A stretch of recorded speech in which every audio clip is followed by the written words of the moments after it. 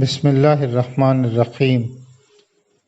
اب تک ہم نے سورہ الزمر کی ابتدا سے آیت نمبر 37 تک دیکھا ہے۔ آج آیت نمبر 38 سے 41۔ سورہ الزمر قرآن میں 39 نمبر کی سورہ ہے، 23 اور 24ویں پارے میں۔ اعوذ باللہ من الشیطان الرجیم، بسم اللہ الرحمن الرحیم۔ وَلَئِن سَأَلْتَهُم مَّن خَلَقَ السَّمَاوَاتِ وَالْأَرْضَ لَيَقُولُنَّ اللَّهُ قُلْ أَفَرَأَيْتُم مَّا تَدْعُونَ مِن دُونِ اللَّهِ إِنْ أَرَادَنِيَ اللَّهُ بِضُرٍّ هَلْ هُنَّ كاشفات ضره أو أرادني برحمة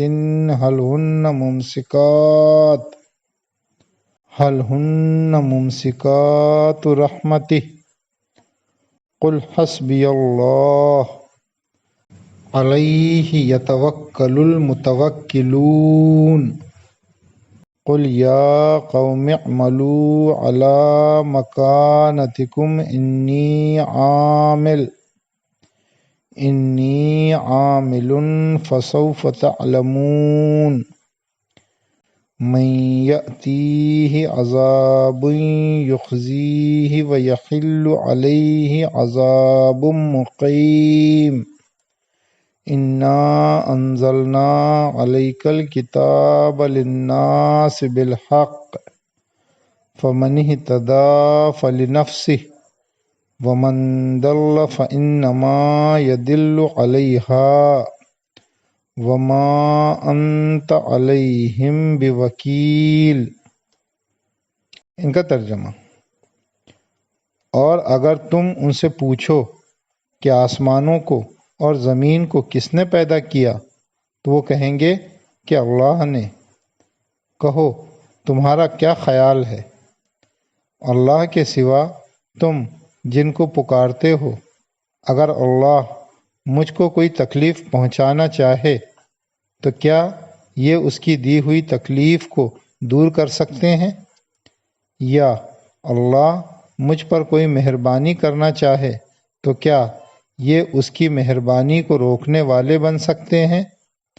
کہو کہ اللہ میرے لیے کافی ہے، بھروسہ کرنے والے اسی پر بھروسہ کرتے ہیں۔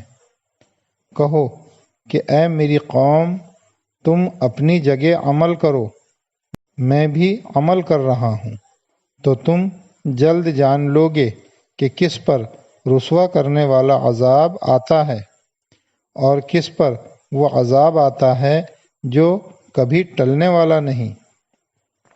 ہم نے لوگوں کی ہدایت کے لیے یہ کتاب تم پر حق کے ساتھ اتاری ہے، پس جو شخص ہدایت حاصل کرے گا وہ اپنے ہی لیے کرے گا، اور جو شخص بے راہ ہوگا تو اس کا بے راہ ہونا اسی پر پڑے گا، اور تم ان کے اوپر ذمہ دار نہیں ہو۔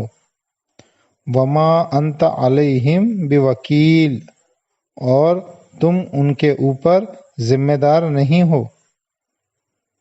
تفسیر: انسان ہر دور میں غیر اللہ کی عبادت کرتا رہا ہے، مگر کوئی شخص یہ کہنے کی ہمت نہیں کرتا کہ اس کی انہی پسندیدہ ہستیوں نے زمین و آسمان کو بنایا ہے، یا تکلیف اور آرام کے واقعات کے حقیقی اسباب ان کے اختیار میں ہیں۔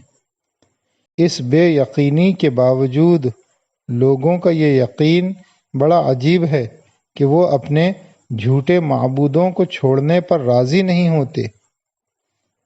جب داعی کی دلیلیں مدعو پر بے اثر ثابت ہوں تو اس وقت اس کے پاس یعنی داعی کے پاس کہنے کی جو بات ہوتی ہے وہ یہ کہ تم جو چاہے کرو، جب آخری فیصلے کا دن آئے گا تو وہ تم کو بتا دے گا، یعنی تم سب کا رب تم کو بتا دے گا کہ کون حق پر تھا اور کون ناحق پر۔